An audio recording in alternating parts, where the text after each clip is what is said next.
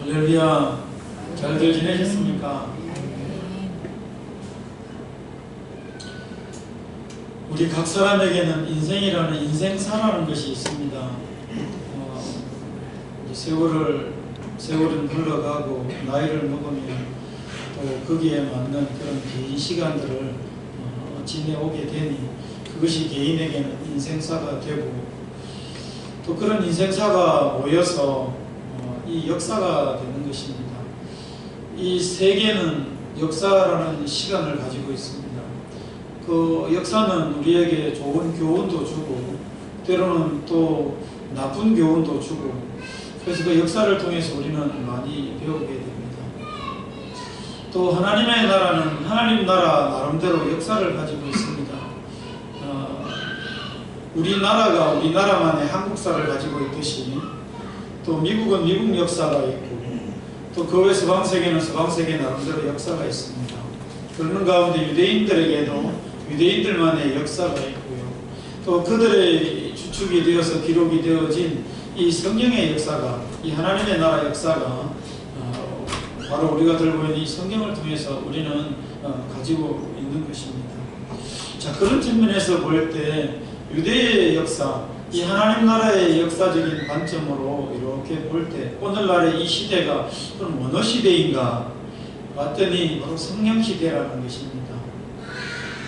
예수님이 오셔서 복음 사역을 시작을 하시고 그 이후에 성천하신 이후에 예수님의 그 복음 사역을 이어서 하나님께서 사역하시는 내용이 바로 성령 사역이라는 것입니다. 그래서 그 성령께서 사역하는 시대에 우리가 지금 살아가고 있습니다.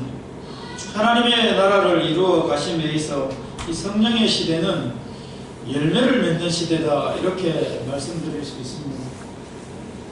성부 하나님께서 계획을 하시고 성자 예수님께서 순종하셨어요. 그리고 나서 성령 하나님께서 삼위 되시는 성령 하나님께서 지금 그 사역을 이어서 복음의 사역에 열매를 이렇게 맺어가는 시대가 바로 이 성령 시대다 이렇게 큰 줄기에서 말씀드릴 수가 있는 것입니다. 이 성부 하나님, 성자 하나님, 성령 하나님 이 삼위의 하나님은 한 분이십니다. 우리는 그것을 믿습니다. 그래서 동등하게 연합하시고 하나같이 연합하시고 또 하나같이 함께 사역을 하셨으며 또 그러면서 영광도 동일하게 누리고 계십니다. 권능과 영광이 동일하십니다. 그렇지만 사역에 진행되는 내용들로 이렇게 보면 우리들이 느끼기에는 우리들이 알기는 성령께서 성부 하나님께서 계획을 하신 것을 성자 예수님께서 순종하시고 이루시고 이제 성령께서 그 열매를 지금 거두시는 그런 시대, 그 시대인데 우리가 지금 이 세 번째 성령의 시대에 우리가 살고 있다 하겠습니다. 오늘 초대교회가 탄생하는 이 시점에 성령 하나님께서 오셨습니다. 그리고 사역을 시작하십니다. 이는 기독교 역사에서 매우 중요한 시점이자 굉장히 중요한 의미를 가지고 있습니다.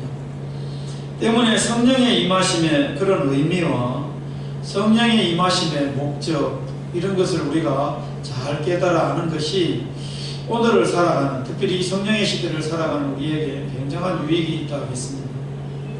성령께서 왜 오셨는가? 크게 말씀드리면 예수님의 그 순종하신 사역, 복음 사역의 열매를 위하여 오셨다라고 말씀을 드렸습니다. 그렇습니다. 성령께서 임하심은 바로 이 예수님께서 이루신 복음, 그 십자가의 복음을 전파하시기 위하여 그것을 이루시기 위하여 이 땅에 오셨습니다. 그래서 오순절에 이 성령께서 강림을 하셨는데 오늘 그 본문이 2장 1절에 지금 우리에게 소개되고 있습니다. 이 성령이 임하신 이 오순절의 이 사건은 이 교회가 이 땅 가운데 탄생하게 되는 계기요, 또 교회가 탄생했음의 시작점이요, 교회가 탄생했음을 알리는 선포하는 그런 시점인 것입니다. 그래서 성령 강림을 통해서 신약교회가 앞으로 어떤 사역을 하게 될 것인지 또 신약교회가 어떤 모습으로 이제 성장하고 부흥 발전해 나갈 것인지를 오늘 성령이 임하심을 통하여 우리에게 알려준다는 것이죠. 오순절이라는 말은 우리가 성경에 많은 절기들이 있는데 이름들이 각각 제각기 표현이 되어서 조금 헷갈릴 수가 있습니다. 오순절이라는 말은 맥추절이라는 말과 같은 말, 같은 절기. 또 오순절이라는 말은 또 이 칠칠절이라는 말과도 구약에 나오는 말과 같습니다. 그러니까 7주가 7일씩에서 7주가 지난 49일 다음에 오는 주일이 날이 50일째 되잖아요. 그래서 오순절이라는 말은 그 6월절 이후에 50일째 되는 날을 오순절이라 그러는데 신약시대에 와서 구약시대에는 그걸 칠칠절이라 그랬어요. 그리고 칠칠절은 또 훗날 한참 지나서 또 이 칠칠절을 예수님께서 구약시대에는 뭐라고 이야기를 했는가 하면 맥추절이라고도 또 명명을 했습니다. 이 맥추절이라는 말은 보리를 거두는 시기가 바로 이 맥추절이었어요. 그래서 이 오순절은 6월절 이후에 정확하게 50일째 되는 날을 오순절이라고 그랬는데 그때 이 성령이 임하였다는 것입니다. 추수로 인해서 맥추절이잖아요. 하나님께 감사를 드리는 날인데 그때 성령이 임하셨어요.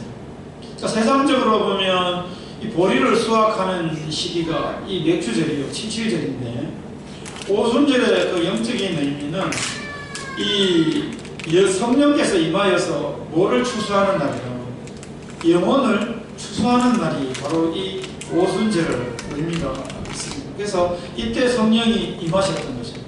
성령의 임하심은 영혼을 뭐하기 위하여? 추수하기 위하여, 영혼을 얻어들이기 위하여, 구원하시기 위하여, 또 영혼의 추수가 시작되었다는 것을 알리는 의미가 이 오순절에 성령이 임하심을 통하여 우리로 하여금 알게 합니다. 제자들은 성령을 받기 위해 한자리에 모였습니다. 한 곳에 모여서 한 마음으로 함께 기도를 했습니다. 그리고 성령을 기다렸습니다. 제자들이 이렇게 한 곳에 모여 성령을 기다릴 수 있었던 것은 예수님께서 성천하시기 직전에 제자들에게 이미 가르쳐 주셨어요. 알려주셨어요. 몇 날이 못 되어 성령을 받으리니 너희는 예루살렘을 떠나지 말고 하나님께서 허락하시는 그 성령을 기다리라 라는 예수님의 말씀이 있었습니다. 그리고 그 말씀에 제자들이 뭘 한 것입니까? 순종하는 것입니다. 두려운 상황이고 두려운 땅이었는데 그들은 돌아와서 이 예수님의 말씀대로 그들은 순종을 했습니다. 부활하심을 보자 그들에게는 용기가 넘쳤습니다. 담대해졌습니다. 죽음도 두렵지 않습니다. 그래서 흩어졌던 제자들이 다 예루살렘에 모여서 마가의 다락방에 올라가 예수님께서 말씀하신 대로 한 곳에 모여서 기도하며 성령을 기다렸던 것입니다. 그때 예수님께서 진짜로 말씀하신 대로 약속하신 그 성령이 오셨습니다. 성령은 하늘로부터 굉장히 급하고 강한 바람과 같이 제자들에게 모인 그 성도들에게 임하였습니다. 예수님께서 세례를 받으실 때 비둘기같이 아주 조용히 임하였던 그 성령인데 오늘 이 마가의 다락방에 120명이 모인 그 성도들에게 임한 각 사람에게 불꽃과 같이 임하였다 그랬습니다. 그렇게 임한 성령은 아주 강한 바람과 같이 그들에게 하늘로부터 임하였던 것입니다. 불의 여가 각 사람에게 각각 하나씩 임하여 그들은 각자가 성령이 굉장히 충만했습니다. 요한복음 14장 16절에 보면 예수님께서 성령의 임하심을 이렇게 그들에게 약속하시고 가르쳐 주셨어요. 그가 또 다른 보혜사를 너희에게 주사 영원토록 너희와 함께 있게 하리라. 그는 하나님이십니다. 하나님께서 다른 보혜사, 돕는 영을 보내주시는데 그 영은 영원토록 너희들과 함께 있을 것이다 라는 것을 말씀해 주시고 가르쳐 주셨어요. 그러면서 이어서 17절에 그는 진리의 영이라 세상은 능히 그를 받지 못하나니. 이 진리의 영, 이 성령은 세상 사람들은 받지 못합니다. 진리의 영이라 세상은 능히 그를 받지 못하나니. 그러면서 뭐라고 이야기합니까? 이는 그를 보지도 못하고 알지도 못함이니라 그랬습니다. 세상 사람들은 이 진리의 영 성령을 보지도 못할 뿐더러 진짜로 알지 못합니다. 성령에 대해서 그들은 받아들이지를 않습니다. 성령 하나님에 대해서 인지할 수도 없고 보지도 못할 뿐더러 받아들이려고도 하지 않습니다. 예수님이 말씀하신 대로. 그런데 그 예수님께서 말씀하신 그 진리의 영, 성령이 제자들에게 임하였던 것입니다. 제자들과 지금 함께하고 계신 것입니다. 성령 충만은 각 사람에게 임하였습니다. 한 사람 한 사람을 제각기 다르게 하나님께서 부르시고 은사를 주시는 것을 보게 됩니다. 각기 다른 은혜들을 다 주셨어요. 지금 우리 세계에 한 200개 이상 나라가 있잖아요. 200여 개 이상이. 그런데 오늘 다 기록할 수는 없지만, 하지는 않았지만, 각 나라들마다, 각 지역들마다 이 모여서 온 이 겸손한 유대인들이 오늘 이 제자들이 모여서 방언하는 그 방언의 소리를 다 들을 수 있도록 그렇게 각자에게 임하였던 것을 보게 됩니다. 그런데 중요한 것은 뭐냐? 이해할 수 있고 알아듣는 말로 그렇게 임하였다는 것입니다. 오늘 말씀해 보니까 9절 말씀을 한번 보십시오.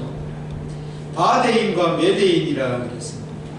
바데, 메데는 오늘날의 이란 지역입니다. 메소포타미아 지역입니다.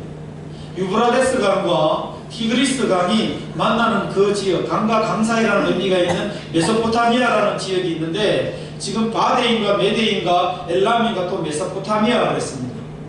저 지역에 오늘 이란에 있는 사람이 오늘날의 이스라엘에 있는 예루살렘, 그곳에서 지금 제자들이 하늘로부터 임한 성령에 의해서 방언하는 것을 그들이 들었어요.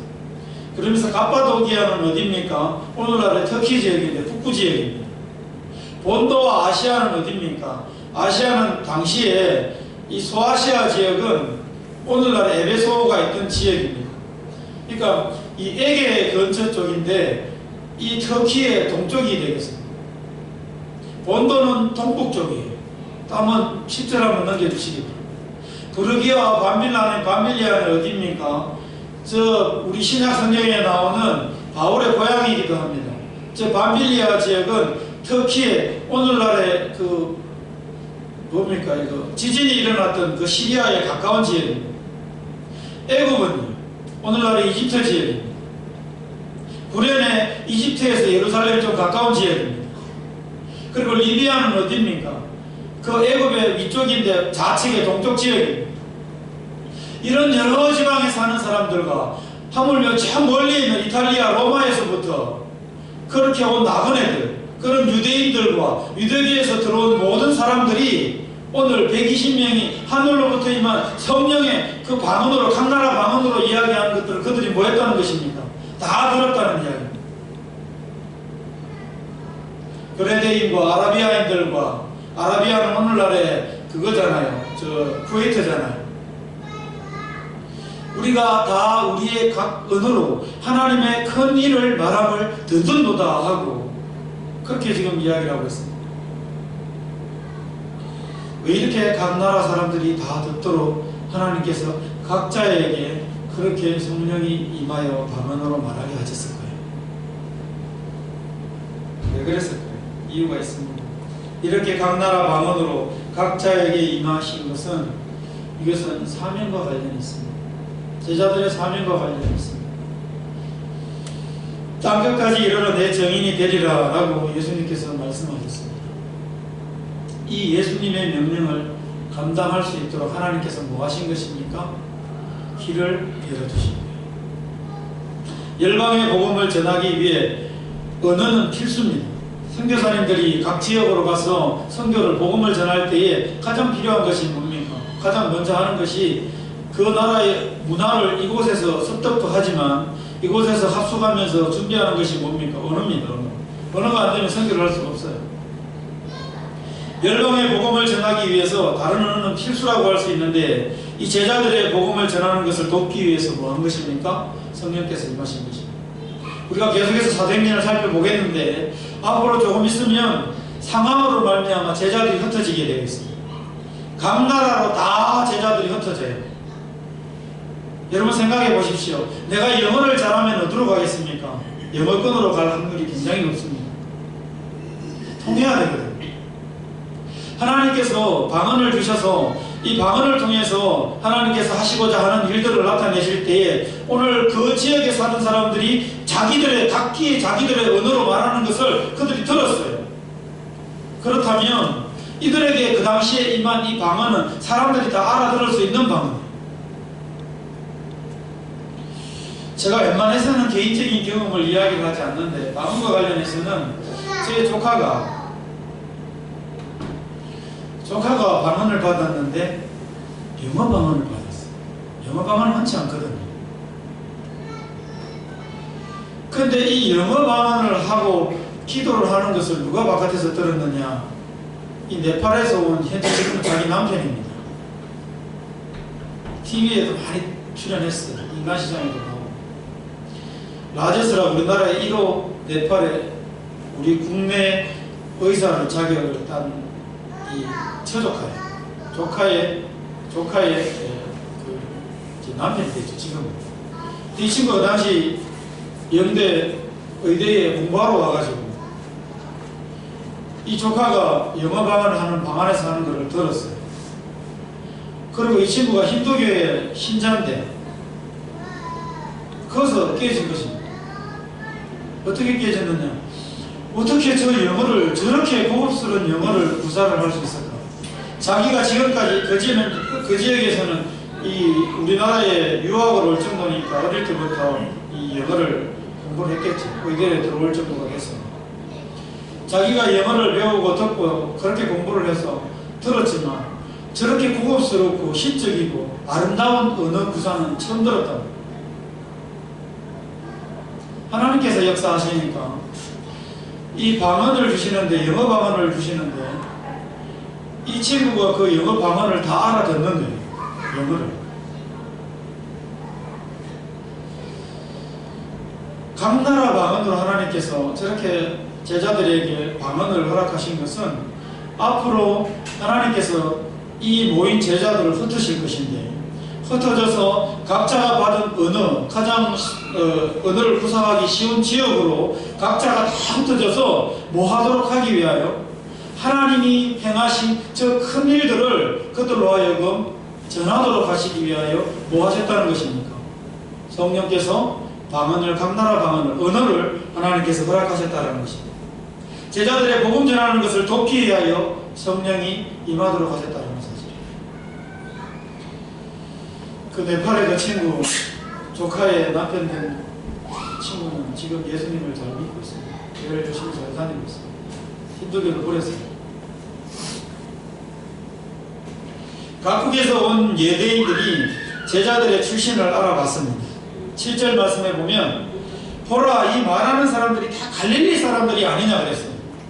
그러니까 유대의 갈릴리의 지역에서 살던 그 제자들인데 베드로라든지 그 다 12제자들이 이 갈릴리 지역에 살던 자들인데 그들이 지금 자기들의 나라 말을 지금 하고 있는 거예요. 성령이 임하여서.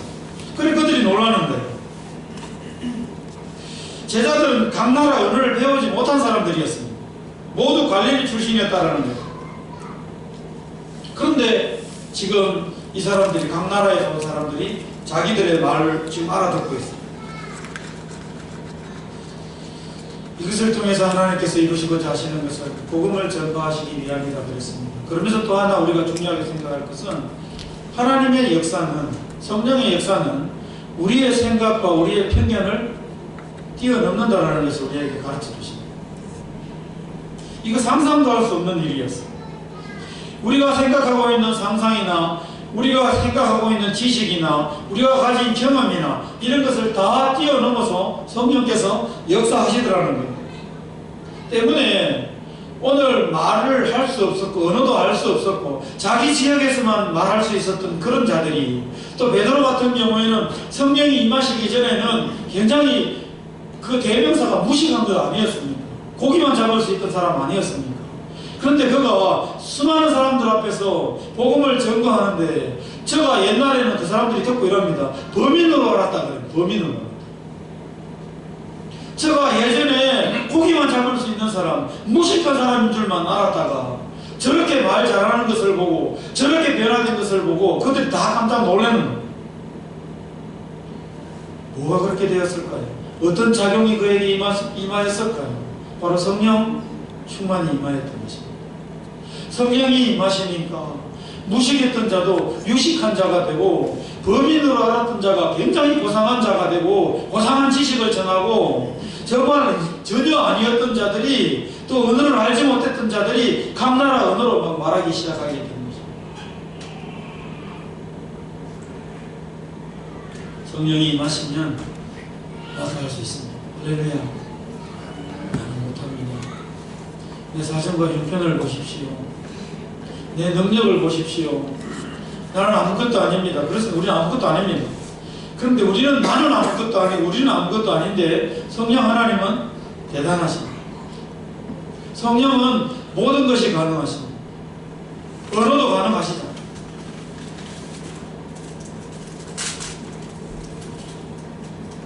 저도 그때 조카 그때 이후에 하나님께 그렇게 한번 간절히 기도했던 적이 있었습니다.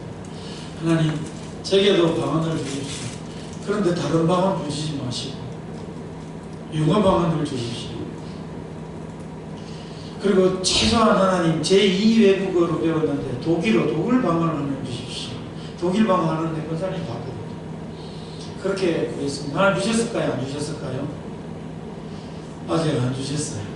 그리고 제게 하나님께서 음성이 들렸습니다. 야야, 너 다른 거 있잖아. 하나님께서 그거 주셨어요. 네 은혜가 내게 족하다. 너에겐 그거 좋잖아. 하나님 그 음성을 주셨어요. 여러분, 간절히 사모하시되 하나님께서 주시면 됩니다. 할렐루야. 나는 부족해도 하나님이 주시면 됩니다. 그 주시는 거 잘 사용하면 이게 하나님의 놀라운 복음 전파를 위하여 귀하게 쓰인 받더라는 거예요. 그래서 복음 전파의 능력은 오직 성령으로부터 온다라는 것을 알아야 돼요. 내가 하는 것이 아니라 누가 하신다고요? 성령께서 하신다. 배우지 못한 언어로 제자들이 말할 수 있었던 것은 오직 성령이 임하여 그들의 혀를 하나님께서, 성령께서 주장하셨기 때문에 가능합니다. 고린도후서 4장 7절 말씀에 능력의 힘이 큰 것이 하나님께 있고 우리에게 있지 아니함을 알게 하려 함이니라 그랬습니다. 하나님은 지혜 있는 자 사용하시는 것을 별로 안 기뻐하셔요. 지혜 없는 자를 하나님은 사용하시기를 굉장히 기뻐하십니다. 그것을 통해서 무엇을 드러내시려고요? 하나님 되신 걸 드러내시려고요. 환경이 완전히 갖춰진 자 하나님께서 사용하시기를 원치 않아요. 그러면 교만해집니다. 근데 전혀 아닐 것 같은 자를 하나님께서 사용하시잖아요. 그러면 진짜 하나님 놀랍다 해요. 하나님 그거 원하셔요. 물론 있는 자, 가진 자도 겸손하시면 됩니다. 근데 겸손하기가 쉽지 않아요. 아예 없던 자는, 아예 처음부터 범인이었던 자는 성령께서 역사하시고 성령이 도우시니 그 되어지는 일들을 많은 사람들이 어떻게 알아듣습니까? 알아챕니까? 하나님께서 하신 것이야 라는 것을 알 수 있습니다. 복음 전파는 성령의 이끄심과 도우심으로 가능하다라는 것입니다. 예수님께서도 그렇게 말씀하셨습니다. 복음 전파가 이루어지는 곳에 세상 끝날까지 내가 너희와 함께 하리라는 말씀이었어요.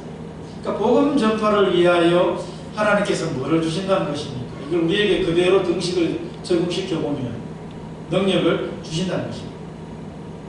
복음 전파하는 그 현장에 복음 전파를 하려고 하는 그 사람에게 하나님께서 뭐를 주신다는 것입니까? 내가 상상도 할 수 없고 내가 가진 것 전혀 기대하지 못했던 그런 은혜와 은사를 하나님께서 뭐 하신다고? 주신다는 것입니다. 그래서 하나님이 함께 하신다는 것을 나타내신다는 것입니다. 할렐루야. 여기에 놀라운 은혜가 있습니다. 성령의 임재는 분명 복음 전파를 위함이다라는 것을 알 수 있습니다. 오순절 이 성령의 임하심이 두 번째로 우리에게 주는 중요한 의미가 하나 있습니다. 그것은 바로 회복을 위해 임하여 주셨다라는 것입니다. 뭐를 위해서요? 회복을 위하여. 먼저 언어가 회복되었습니다. 언제 우리의 언어가 다 각 나라로 이렇게 흩어졌습니까? 구약시대에, 아브라함 이전 시대에, 바벨탑을 그랄 땅에 세울 때에, 그때 이 하나님께서 바벨탑을 세우는 사람들의 말을 어떻게 했어요? 다 흩으셨어요. 바벨탑 사건이 있기 전에 모든 인류는 통일된 언어를 사용했습니다. 그런데 그때 하나님께서 보시고 사람들이 스스로 우리를 위하여 우리의 이름을 높이자 하면서 탑을 쌓기 시작했습니다. 이게 바벨탑이에요. 그 스스로 높아지려는 교만한 마음을 하나님께서 아시고 그들의 언어를 혼잡하게 하셨어요. 그러니까 흩으셨어요. 이게 바벨이라는 말이 흩다라는 의미가 돼요. 흩어. 그때는 하나님께서 그 언어를 흩으심으로 인해서 사람들이 하나가 되지 못하도록 분열되도록 하셨어요. 근데 지금은 오순절 때는 지금 성령께서 임하여서 뭐합니까? 각 나라 방언을 다시 회복시키시고 말하게 하셨어요. 그리고 알아듣는 사람들이 생기게 하셨어요. 물론 하나로 통일하지는 않았지만. 왜 그러셨을까요? 왜 성령께서 임하여서 언어를 알아듣는 사람들이 있도록 하고 없는 언어를 주셨을까요? 하나님께서는 언어를 통해서 바로 복음이 전해지는 것을 아까 말씀드린 대로 원하셨던 것입니다. 그래서 과거에 그 저주를 언어를 통하여 흩으시면 저주거든요. 그런데 그것을 뭐 하셨습니까? 다시 복으로 회복되도록 하나님께서 바꾸신 것입니다. 할렐루야. 하나님의 성령의 임하심이 바로 이런 의미가 있다는 사실입니다. 이 모든 일들이 가능하게 된 것이 성령의 오심으로 가능하게 되었다는 것입니다. 그러니까 복음 전파를 위하여 언어를 알아듣도록, 언어를 구사할 수 있도록, 서로 언어가 통하도록 하나님께서 역사하셨다는 거예요. 그러면서 뭘 또 회복시킬까요? 언어뿐만이 아니라 구원을 회복시켜 주셨어요. 이게 놀라운 의미가 있습니다. 모든 사람이 여러 각 지역에 온 사람들이 이 놀라운 광경을 다 보도록 하셨어요. 자기들만 막 방언하고 그러면 뭡니까? 이상한데 가면서 가만히 있었겠죠. 이게 뭔고 싶었을 거예요. 근데 아까 설명봤지만 여러 각 지역에 온 사람들이 지금 이 방언을 하고 있는, 성령의 임하에 방언을 하고 있는 이 소리를 다 듣도록 하셨어요.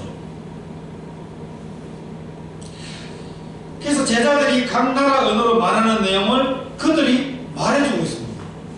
11절에 보니까 우리의 각 언어로 하나님의 큰 일을 듣는도다. 큰 일을 말함을 듣는도다.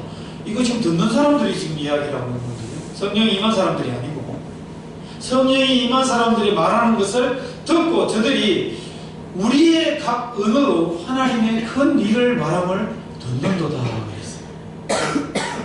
사람들이 들은 저 하나님의 큰 일이라는 것이 도대체 뭘까요? 지금 120명에게 각자 각 나라의 언어로 지금 하나님께서 말하게 하시면 저 내용이 도대체 뭐냐는 거예요. 그 내용이 뭐길래 저것을 지금 다른 여러 지역에서 온 사람들이 지금 듣도록 하셨냐라는 거예요. 바로 구원의 메시지라는 것입니다. 할렐루야. 다른 거 아닙니다. 그냥 저 사람들이 단순하게 우리나라 말로 하네가 아니라 그들의 언어입니다. 그들이 지금 고백하고 있는 것입니다. 하나님의 큰 일을 말하면 우리가 듣는다.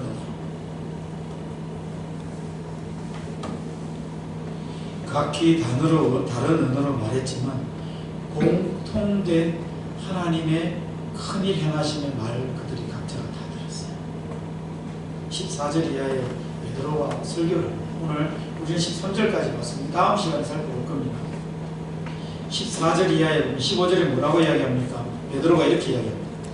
너희 생각과 같이 이 사람들이 취한 것이 아니니라. 그렇게 이야기하면서 그 뒤에 성령께서 말하게 하신 들을 쫙 베드로가 풀어줍니다. 그 내용을 소개하는 것이죠. 근데 그 내용을 한마디로 딱 요약해보면 14절 이후에 베드로가 지금 하나님의 큰 일을 말하는 것이 내용이 도대체 뭘까라고 봤을 때 베드로가 풀어주는 내용을 보니까 그것은 누구든지 주의 이름을 부르는 자는 구원을 얻으리라. 이 이야기는 이미 한참 전에 한 800년 전쯤에 요엘 선지자를 통하여 이미 하나님께서 예수님 오시기 전에 800년 전에 이미 너희 조상들에게 이야기 선포했던 바다. 그것을 지금 성령께서 우리에게 강나라 방언으로 이야기하십니다. 이렇게 그들에게 듣는 사람들에게 풀어서 이야기를 해줍니다. 하나님의 큰일이라는 것은 결국 모든 사람이 구원을 받게 하시겠다는 하나님의 놀라운 계획과 사랑의 메시지였습니다. 구원을 회복시키시겠다는 것이 하나님의 큰일을 말하는, 그들이 말하고 있는 하나님의 큰일이 바로 그런 내용이 있다는 사실입니다. 그래서 요한복음 6장 29절 말씀에 보면 예수께서 이렇게 말씀하셨어요. 제자들에게 하나님을 보내신 자를 믿는 것이 하나님의 일이니라. 하나님의 큰일이 뭘까요? 하나님께서 보내신 일을 믿고, 하나님이 누구를 보내셨어요? 예수 그리스도를 보냈어요. 또 하나님께서 누구를 보내셨어요? 지금 성령 시대에 성령을 보내셨어요. 보혜사. 그러니까 예수 그리스도를 믿고 성령을 믿는 것, 이것이 하나님의 일이라 그랬어요. 그걸 예수님께서 이미 십자가를 지시기 전에, 시간은 거슬러서 한참 전입니다. 제자들에게 말씀을 하셨습니다. 성령의 임재는 하나님을 믿도록 하시고자 하심이었고 그 믿음으로 구원을 받도록 하시고자 함이었습니다. 즉 성령의 임하심은 회복인데 구원의 회복을 위하여 하나님께서 지금 성령을 보내셔서 120명에게 각자 다른 언어로 말하게 하셨다는 사실이에요. 믿음을 돕고자 함이요 그것을 통해서 구원을 이루도록, 구원을 받도록 하나님께서 이루고자 하심이었다는 사실입니다. 예수님은 이를 위해서 이미 제자들에게 또 말씀하셨습니다. 요한복음 14장 26절에 보혜사 곧 아버지께서 내 이름으로 보내실 성령, 그가 너희에게 모든 것을 가르치고 내가 너희에게 말한 모든 것을 생각나게 하리라 그랬습니다. 보혜사 성령 하나님은 가르치시는 영입니다. 진리의 영으로서 우리에게 가르치시고, 예수님께서 살아생전에 제자들에게 하신 말씀들을 뭐합니까? 생각나게 해주실 영으로 제자들과 함께하면서 제자들을 돕고 계십니다. 오늘 말씀을 정리합니다. 우리는 이 성령의 시대에 살아간다 그랬습니다. 복음 진파를 위하여 성령께서 오셨습니다. 그리고 또 하나는 회복을 위하여 성령 하나님께서 오셨습니다. 혼자 뱉던 언어를 다시 소통하게 하심을 통하여 저주로 묶여있던 그 언어를 다시 복으로 바꾸어 주셨습니다. 그리고 그 메시지의 내용들을 봤더니 구원의 메시지예요. 회복을 시키시는 그런 영어로 이 땅에 지금 오셨다라는 것을 우리에게 가르쳐 주십니다. 그래서 그 제자들의 믿음을 도와주고 또 이 사실을 보고 또 깨닫고 있는 오늘 예배하는 우리들에게도 뭐를 도와주시기 위하여 믿음을 도우시고 우리의 구원의 확신을 가질 수 있도록 성령 하나님께서 성령 시대에 맞추어서 이 땅에 오셨다라는 사실입니다. 이 모든 것은 하나님의 큰 일을 이루기 위함입니다. 이것을 들었던 사람들의 이야기를 빗대어서 하는 이야기입니다. 하나님의 큰 일은 뭐냐? 도대체 구원이에요. 누구든지 주의 이름을 부르는 자는 구원을 얻는다는 것입니다. 지금도 성령 하나님은 하나님의 큰 일을 행하십니다. 할렐루야. 성령 충만을 사모하시길 바랍니다. 그리고 성령 충만을 의지하시기 바랍니다. 그래서 이것을 통해서 뭐 하려고요? 성령의 순종함으로 말미암아 내가 믿음이 온전히 회복되어서 모든 것이 회복되어서 영이 회복되고 육체도 회복되어지고 또 내가 하나님의 사람으로서 점점 거룩하게 되어 온전히 회복되어서 뭐 하도록 하기 위하여 복음을 전파하는 삶, 하나님께서 겉으로 원하시는 내가 너와 함께 해주마 라고 영원토록 너와 함께 있으리라 약속하신 대로 하나님의 놀라운 그 제자를 삼는 일, 영혼을 구원하는 일, 이 일들을 위하여 하나님은 살아가시길 원하십니다. 오늘 우리 모두는 성령의 충만함을 입어 성령의 인도하심에 순종함으로 온전히 회복됨으로 이 복음을 전파하는 멋있는 삶, 하나님이 기뻐하시는 삶들을 다 살아가시기를 주님의 이름으로 간절히 축원합니다.